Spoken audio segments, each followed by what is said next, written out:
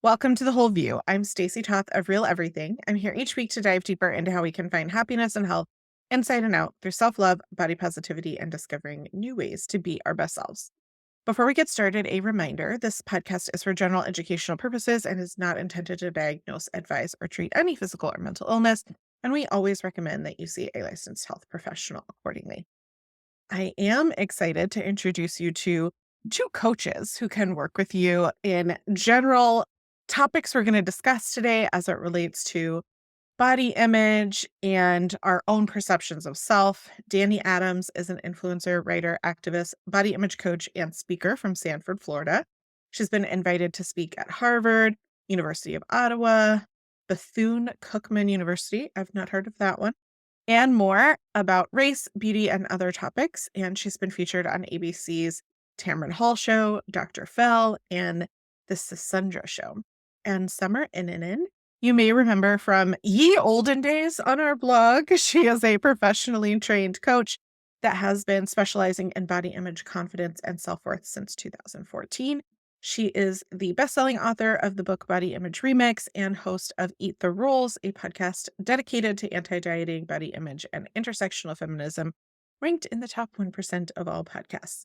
And together, they have created the Body Image Coach Certification Program, which helps providers who believe in fat liberation and learn tools and frameworks to support their clients through a social justice lens.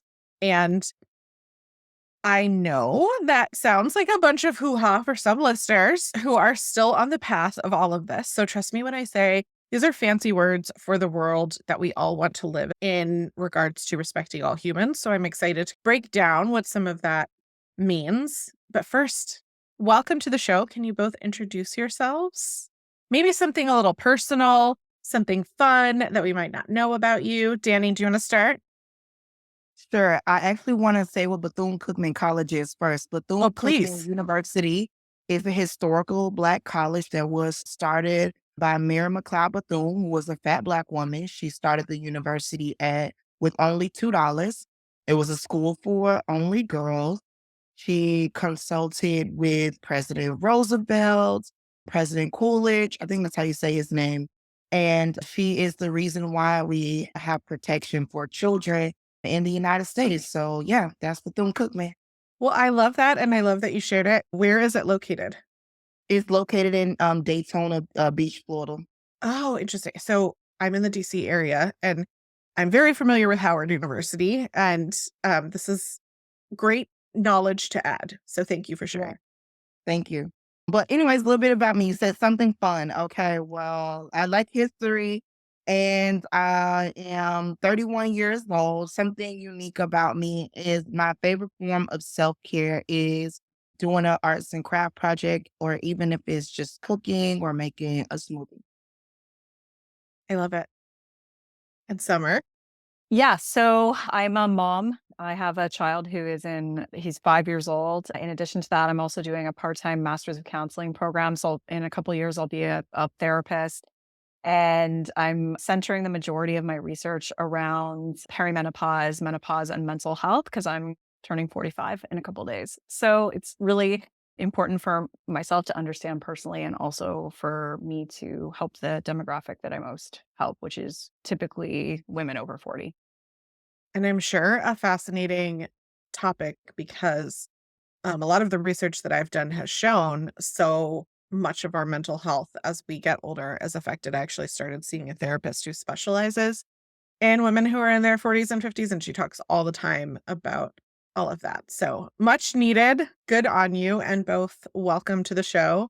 Summer, I'd love if maybe we could start with you catching listeners up on like what has been going on since they might remember your work a decade ago in the paleo space and like what has brought you to where you are today.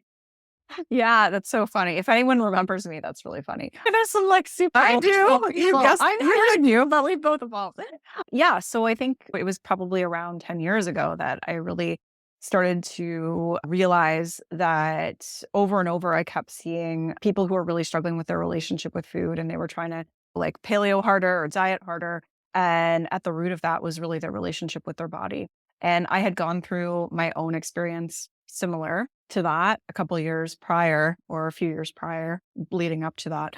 where I took it too far as well. And I had a really disordered relationship with food and health and my body.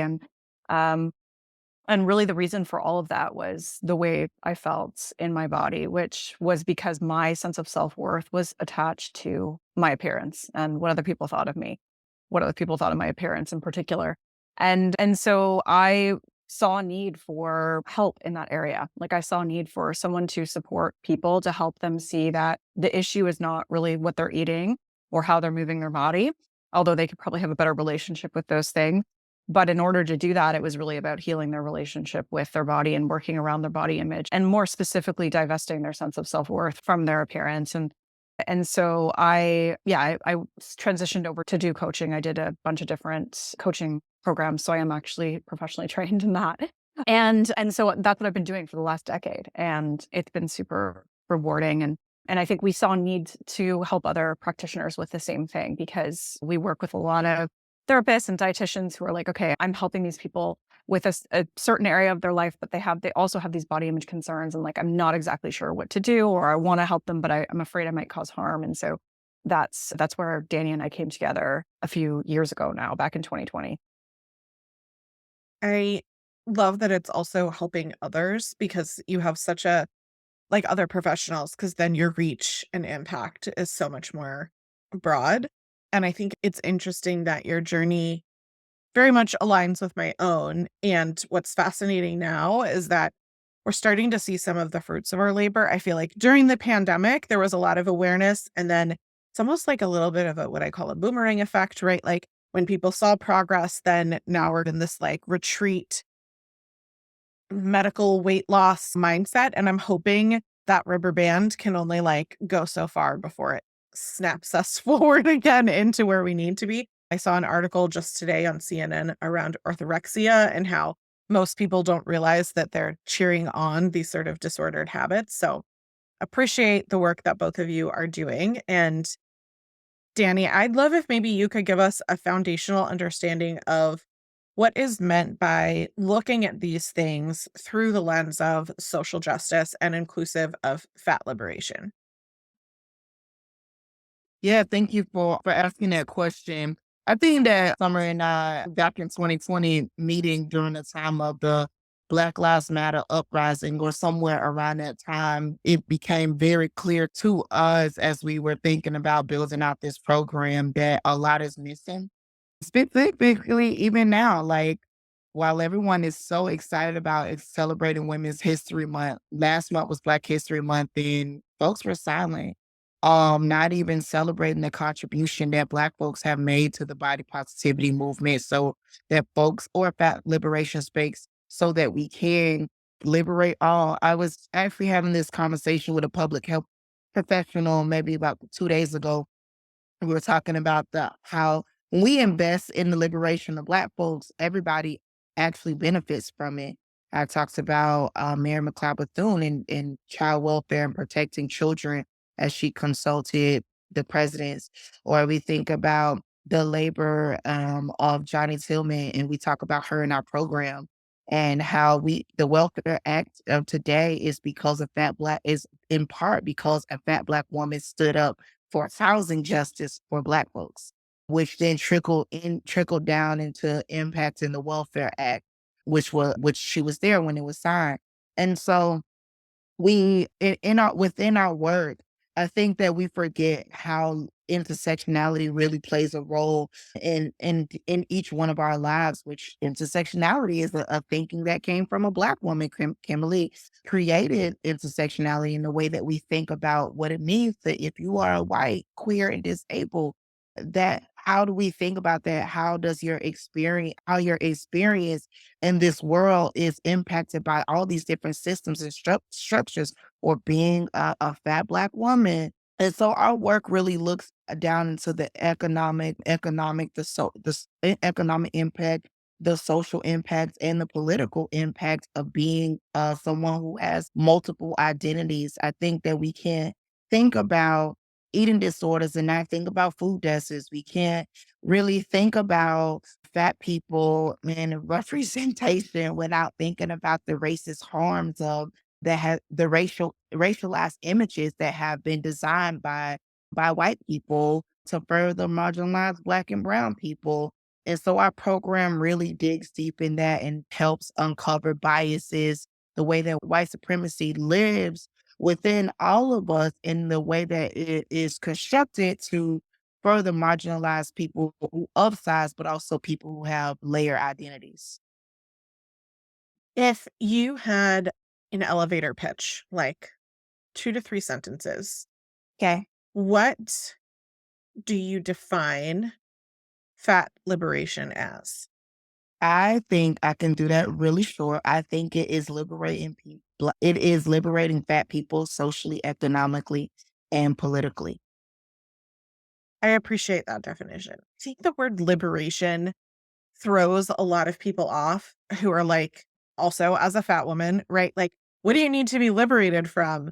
And I think about the years and years that I had, not just of orthorexia and body dysmorphia and body image problems, but I think even sooner than that, as a pubescent child who was experiencing for the first time in my life the harms of the societal impact of judgment and bias and discrimination of being fat and all that went into my self-esteem and mental health in that time period. I don't know that someone who hasn't had that lived experience can fully understand like what is meant by that. And it's fascinating to me now. I don't know how much you both know, but I have been fostering a non-binary teenager with severe PTSD and other mental health challenges for over 3 years now, and they struggle with disordered eating and eating disorders as a coping mechanism for their trauma. And what was eye-opening for me when they first came into our home was the need to completely revisit how the relationship that our family had with food in order to have a healthier relationship for them to have with food. Like, I could no longer put certain types of foods on a pedestal because they had been in a food desert, and the only foods that they had access to were jars of peanut butter, boxes of cereal, and ramen. And then if I say, "No, those are unacceptable foods, those are bad foods," then what does that say about their existence before they were in my home and the worthiness that they have of the one comfort that they had moving into a stranger's home? And I say that story to people. I remember there being like a backlash when I shared a Costco haul once. There was like Jif peanut butter in it. And someone was like giving me a hard time about it. I was like, no, we're not going to play that game because this is a food that my child loves and it is nourishing their body and it makes them feel good and comforted. And I don't know that people like fully understand that all comes from diet culture and this bias that fatness is bad and that everything that goes into fatness is therefore bad. And where is that all rooted from? Like to me, it's so hard to define, and you did it in one sentence, but I wonder like how much people who don't have that lived experience can truly understand what a big thing it is. Yeah, I think I'll just pipe in as someone who is straight sized, like, and someone who was that person probably judging you 15, 20 years ago. But really, you have to confront your own privilege and you have to sit back and listen to other people's stories and internalize those things and sit with the discomfort that comes up around, oh, wow, I was really wrong here. Or I really had this massive knowledge gap. And I think that not everybody wants to do that because it causes you have to sit with challenging your own privilege and sitting with potential that the guilt or shame that might come up around that, the fragility that we have as white people, and then maybe also being like straight sized and white. And so I think that for me, it was so much about listening to other fat folks, listening to other fat Black folks, and listening to their stories and reading their books and interviewing them on my podcast and and not in a way of like just using them for that labor, but like really internalizing that and being like, okay, now how do I show up differently as a result of that? How do I share these learnings with others? How do I signal boost these messages? And I'm not perfect by any means. Like I don't want to talk about this in a way that like seems like I'm virtue signaling because I'm constantly learning and I'm constantly like someone who is striving to try to do better, and I've messed up many times. And so, and I don't, you didn't really have a question there, but I just wanted to speak to that because I think it's like, if you're someone who is really, if you're only following people online who are like white and thin and young and have access and have these financial resources to access these types of like quote unquote like wellness foods, you're only seeing things through this like super privileged vacuum. And I think that in order to really understand like what liberation means, like we have to hear other people's stories. We have to, assuming you don't share that same lived experience, we have to hear other people's stories to really understand like, wow, this is what it's like for them. And then taking responsibility for how you've contributed to these systems of oppression to try and actually make a difference and a change. And I think that goes into this broader concept too of wanting to understand others' lived experience, right? Of wanting to understand your own privilege and wanting to be a part of something that, like, a rising tide lifts all ships, right? And Danny, you were talking about that earlier, like by supporting an entire community of people, we're supporting ourselves in a multitude of different ways. And so I love to think about it from the perspective of community care, right? And that in helping and loving others without judgment, I can find that journey myself and find peace within myself. And overall things in life become easier. I become a happier person, all of those kinds of things. And I know you're both really passionate about self-love outside of the roots of social change. I don't really think that's possible, right? Like, how can we possibly truly find that inner peace and true satisfaction?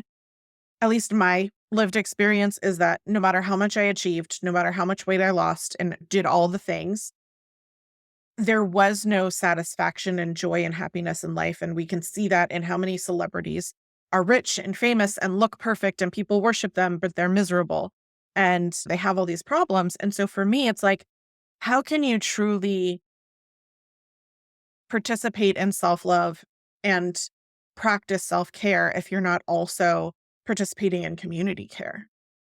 Yeah, I actually don't think there is a way to really do that and it be sustainable and we all survive.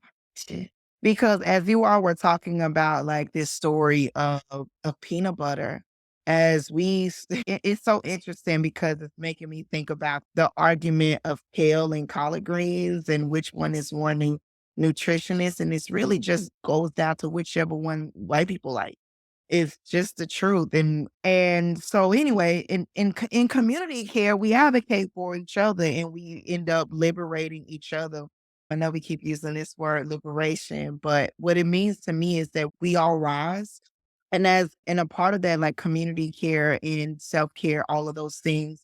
I think about simple things like daycare, watching each other's kids. It's self-care for community, and so when we advocate for things like childcare being affordable or we advocate for childcare being free, that is us advocating for all of us to have rest, more moms to have rest or parents to have rest.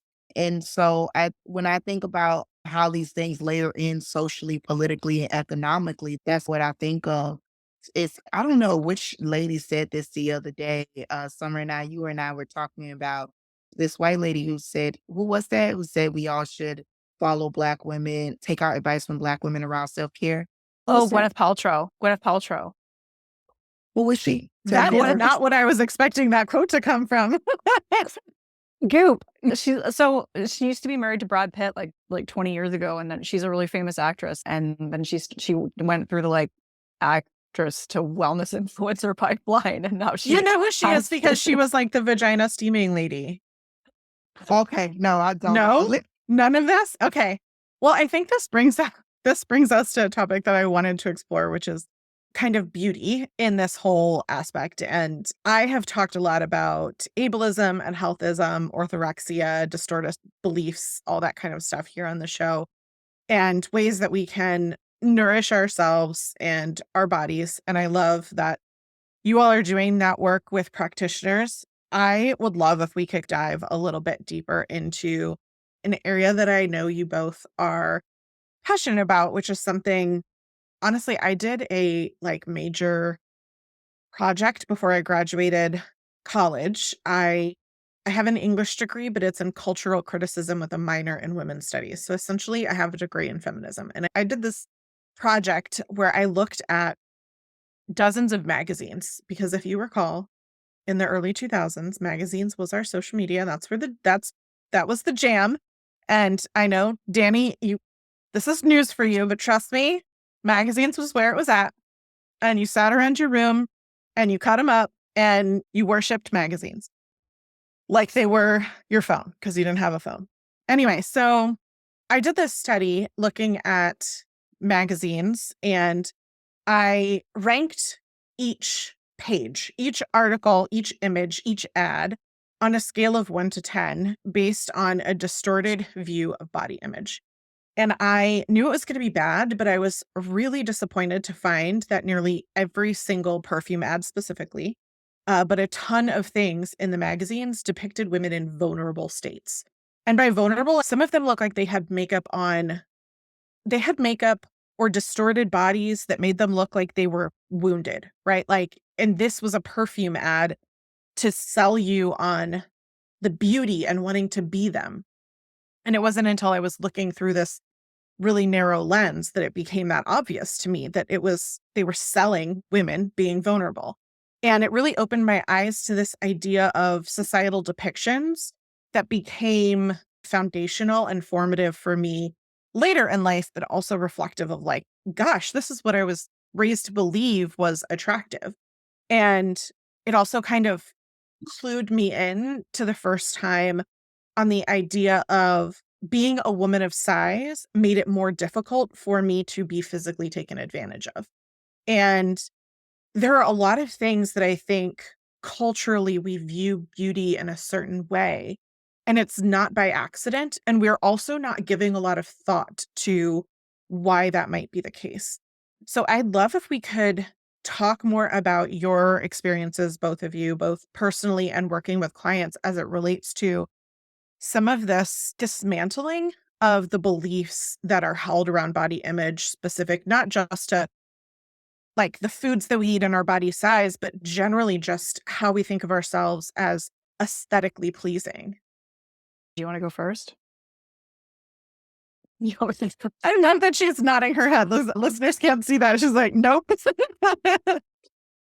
Okay. First, I'm actually just like, I was like, based on your research project, I'm like, oh, that is really interesting about them being in vulnerable But positions. And you can think back to it, right? Because yeah, we're about the same age. So yeah. you can like think back to like the ads from the late 90s and Mhm. early 2000s where women just look like emancipated, emaciated, and like just like they were just laying on the ground like someone had knocked them down. And I was like, what? Why does it look like this? Yeah, you're so right. I never like connected that. Well, it was like heroin chic, but it was like literally like they were overdosing on the floor. So I think that like the beauty standards are all rooted in systems of oppression, right? So if we think about what they are, it's like you have to be thin, you have to be young, you have to be white. So we're talking about like racism, we're talking about anti-fat bias, we're talking about ageism. You have to appear like wealthy. So there's classism in there. There's like some level of femininity, which would be like cis heteroism. So all of these beauty standards are really upholding these systems of oppression. And it's not just anti-fat bias, it's all of these things. We can find them in the standard of beauty. And so I think that it's really important to unpack that and really look at that and ask ourselves, like, why is it that I desire like for my skin to look younger? Why is it that I desire to be thinner? Or why is it that I desire for my hair to be like really thick and flowy, like, or look a certain way? And so I think that when we can ask ourselves those questions, we can start to piece together where it's really coming from and who profits off of that. And for me, that makes that process much easier to then start to divest from some of those things. And obviously, if anyone's looking at me like, yes, I still dye my hair, I still like wear makeup. So I'm never going to be like completely free of those things. And also, I do this out of self expression. And I think like it's like finding what works for you. But so that's really like the short answer around that. And so when I'm working with clients, it's really about providing them some education around that and having them really question that. Because I think that when we can see the externalization of it and be like, "Oh, wow, like, the reason I feel so bad is because the reason I feel so bad about my body or myself is because of these systems of oppression that are making me feel less than and making me feel less unworthy." It becomes much easier to mm, take you start to, like, reclaim parts of yourself because you realize, like, "Okay, I'm not defective. There's nothing actually wrong with my body.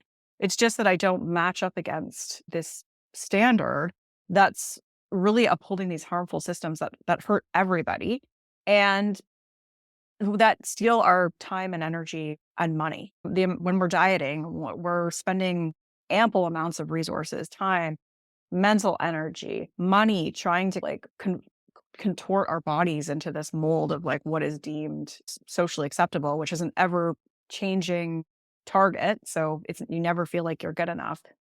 And so starting to see those things, I think, can be part of that, like, individual personal liberation process, as well as part of, like, the collective liberation process, because you realize, like, how much it's hurting everybody else. And so that's a big chunk of the, like, we start working together, like, let's talk about these things because that process of externalizing it and seeing, like, okay, this isn't my fault that I feel this way, can actually be, like, quite helpful for people towards starting to feel better about themselves.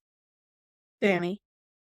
Yeah. When I think about my own body positivity or body image coaching journey, I really didn't use those words because one is body image coaches are generally people think of them as white thin women, and the experts in this space are seen as the white folks. And I started doing body image coaching with young people in the housing projects in Florida. And it was inside of the programming a lot about feeling like you're powerful and feeling like and empowering them to feel that the way that they look is okay.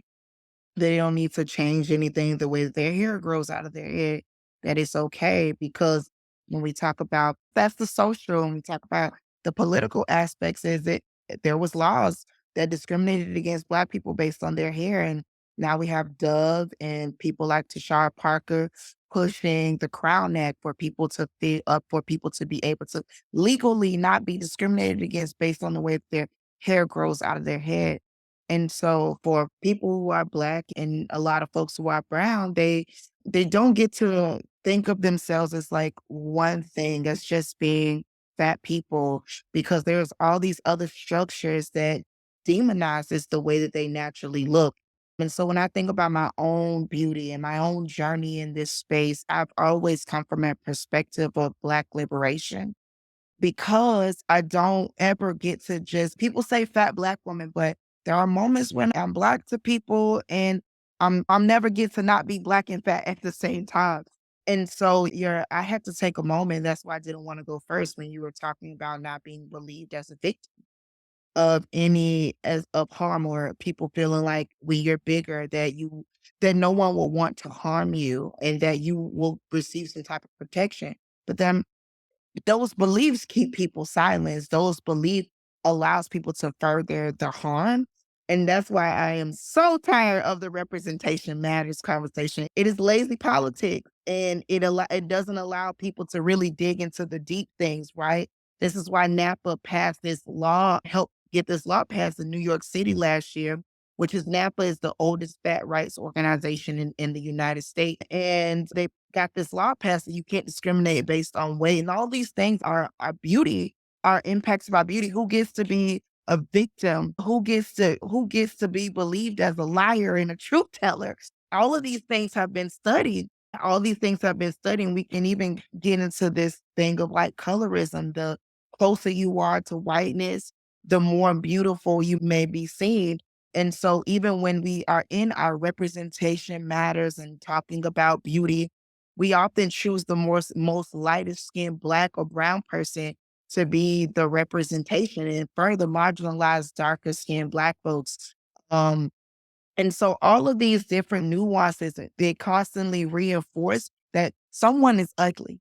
I mean, we like to talk about beauty and we do not like to talk about who are considered the ugly people in society and how do we treat the ugly people in society. I know it's like a harsh way to talk about it, but in reality, it's the truth. So within myself, while I know that I am beautiful, I don't care that people really see me as beautiful because if I'm seen as beautiful for my body, there is still this blackness. There's still this thing about having coarse hair.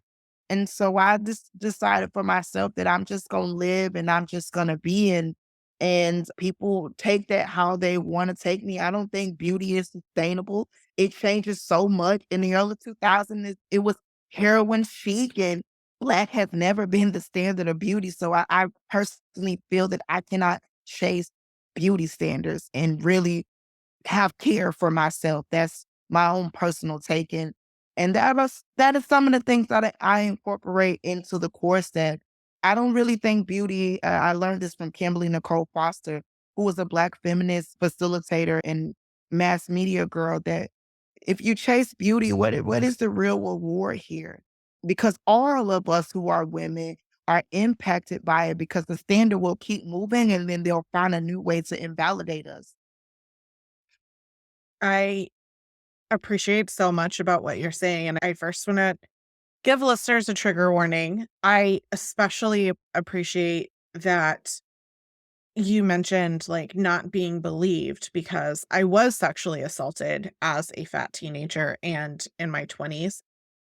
And each time was literally told by the assaulter who would believe you, right? And it is that belief that upholds these systems of oppression that you're speaking of. And it doesn't just apply to Black women. It doesn't just apply to fat women. It applies to all of us because we use those ways to oppress people also to a thin, pretty woman in physically taking advantage of her because we've oppressed her to believe that her body needs to be strong and that her body needs to be smaller and that she should not be strong, that strong is ugly and all of these beliefs. And I think the idea of defining beauty in some sort of way and calling it out and saying, okay, but that means that you're defining ugly. And what does that mean from both a personal perspective as well as like a community and cultural perspective? And it reminds me of like a period of time where I was talking a lot on social media about not commenting on people's bodies. And I found that finally people stopped commenting on me and my body a lot. And I put up a post like, okay, let's share compliments that we could give people that have nothing to do with the way that they look. And yet they still played into a lot of the things that you mentioned earlier, Summer, right? Like about ableism or about healthism or classism, right? Like they were pointing out all these other things instead of like, I see you for the value that you are in your existence. And it especially got bubbled up for me like this past week when I announced that our adoption was going through and I finally shared pictures of kiddo who has been with us for over 3 years. And in doing that, some of the comments were like, "Oh, they look just like you. You'd never know that they were adopted." And I was like, "Oh," like that just hit me so like our love does not have a look to it, first of all. And second of all, what if a person of color who was adopted by a white family saw that comment or vice versa, right? Like, are there also education around the fact that it's not all like white saviors coming out and adopting Black children? But Peter was on the podcast last year, who is a Black man, has fostered and adopted like 30 children, and he has white children, and he's constantly pulled aside by people and is like, police called on him multiple times.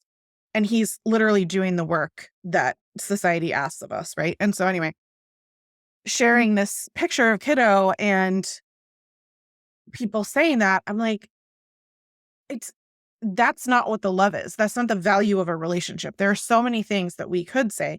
And I know that those people intend well and they mean well, but I think the work that you all are doing to learn how to pause before you put those kinds of comments out there, whether as a practitioner or whether as someone who is participating in community, we have to be mindful of like what that is playing into overall in terms of the systems, but also like how that could be interpreted by one single person who's had an experience where, oh, me as a teenager genuinely believed I couldn't get help and I couldn't tell anybody because I wouldn't be believed. Or an adopted kid might feel like, oh, well, I'm less worthy because I look different than my adopted family. Like, there's so many messages that profoundly oppress in so many different ways.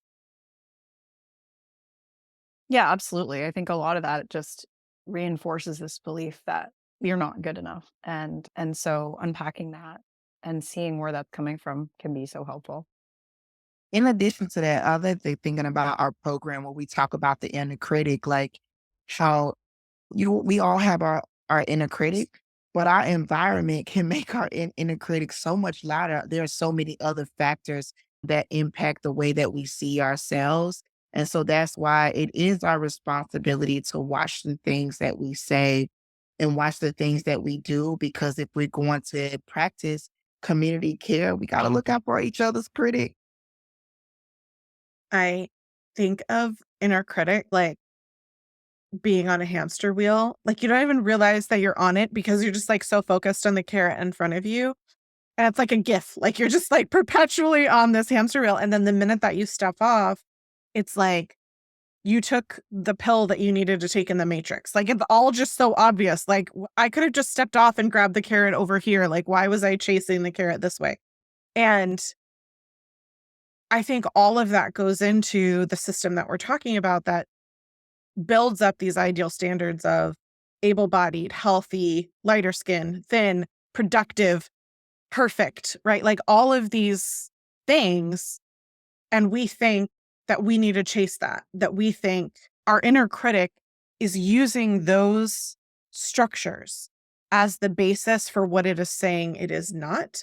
And so in learning these sort of foundational elements of what is in community, it allows us to then, at least in my experience, like the inner critic never fully goes away. I still have moments where I hear it, but then I'm like, nope, that's not true. That's not real. And you can have those moments with yourself and you're never going to be perfect. Like you said, Summer, we're always, all of us are learning and trying to become more aware both for ourselves and for others. But it does allow me to recognize the harm that I might cause others if I say certain things certain way, and learning how to say the same intention, but being more clear with words that are not muddled in some of those goals of society that I don't really want to be associated with anymore. Yeah, the language that we use really matters. And this is something that I talk about with clients and we teach is that when we refer to like bigness as negative, we're upholding that system. When we make jokes about like people being like old, then we're upholding ageism. So, and we have to be mindful of these words that we're using. And if we want to feel better about our own body, we have to change those belief systems. We have to knock them to the ground and really build them back up again. And if we want to change our culture, we have to change the way we speak about bodies to each other. And so, like, looking at a picture of yourself and saying, "Oh, wow, my stomach looks so huge." It's like that statement in itself just upholds anti-fat bias. And it's just going to continue to make you believe that fat is bad and you need to be thinner to be better. And so, really starting to get to, okay, what are you actually feeling emotionally? So, when you look at a picture, it's like, oh, I feel like I'm feeling unworthy or I'm feeling shame. That is going to be a lot more helpful in terms of that healing process than, like stating things that uphold these systems. But that takes work, right? Because we've all been programmed under this language. Like we've all been programmed to think of fat as bad. And so we need to be really conscious of like the words that we use and question like, what am I upholding by using this language? And so, and I like, it's been a huge learning process for me because we were all indoctrinated into that. But that really reflects on the inner critic and just like knowing that part of the work of the inner critic is also understanding like where the inner critic is upholding systems of oppression and starting to like rewire those thoughts and get to the feelings underneath. And that's where a lot of the change can happen. Did you want to add anything, Danny, before we move? No, that was good. Okay. All right. Hopefully, final cut point, Matt. So I like to always leave listeners with something positive and actionable that they can take to be of service to work on themselves or for community or something like that. Essentially, I don't want them to walk away from the show feeling overwhelmed by all of these systems of oppression and feel like there's nothing they can do and fade on a couch. What can they do today to make a decision to be part of a positive change, either for themselves or for others? Danny, do you want to go first? Okay. So I will always advocate for the body image coaching certification course. I No, love that. I love the no shame for self promotion. no, seriously. But the reason why is because not only is the space for practitioners to learn about learn about bias, learn about how to help people create self-care plans, but also many people who have taken our program over the past few years have said that it's also been healing for them and their own body image journey, which I think makes it very beautiful. But if that program is not for you, I would say one of the things that I've always done with people that I've worked with is start curating a social media that empowers you, not the one that makes you feel shame, like a feed that makes you feel shame, but one that makes you feel seen, makes you feel heard, makes you feel that you know that you're worthy, are things that you can do as simple changes to make simple changes. Or dogs that make you smile and laugh. I have a lot of animals in my feed at this point.